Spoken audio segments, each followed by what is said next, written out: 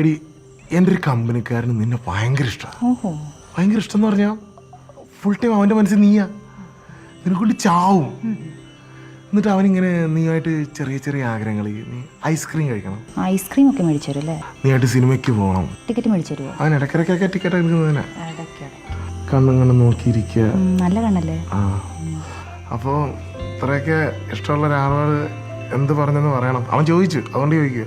നിന്റെ ഫ്രണ്ടിനോട് പറ, എൻ്റെ ഒരു ഫ്രണ്ടുണ്ട്, അവക്ക് ചിലപ്പോൾ അവനിൽ താല്പര്യം കാണും. പക്ഷേ പ്രശ്നം എന്നാന്ന് വെച്ചാൽ അവൾ ഈ പെണ്ണ് കാണലിൻ്റെ ഒക്കെ ഇടയിൽ ഇങ്ങനെ തങ്ങിക്കിടക്കും. ഒരു പയ്യനുമുണ്ട്. പക്ഷേ എങ്കിൽ ഞാൻ കേട്ടതെന്താന്ന് വെച്ചാൽ അവളുടെ അമ്മയോട് പോയി പറഞ്ഞു, ഇനി പെണ്ണ് കാണലൊന്നും വേണ്ടാന്നോ, അവൾക്ക് ആരെയോ ഇഷ്ടമാണെന്നോ, ഐസ്ക്രീം കഴിക്കണമെന്നോ. എന്നാ ഞാൻ എൻ്റെ കമ്പനിക്കാരനോട് പറയട്ടെ, നിന്റെ കമ്പനിക്കാരത്തിയോട് ഒന്ന് ഐ ലവ് യു പറയാം. തോന്നിയാസേ, തോന്നിയാസം കാണിക്കാതെ പറയേണ്ട കാര്യം പറഞ്ഞിട്ട് പോകും. സാറേ സരസേ സാറാമേ, ഐ ലവ് യു. ഓ, എന്തെങ്കിലും തിരിച്ചു പറയടി.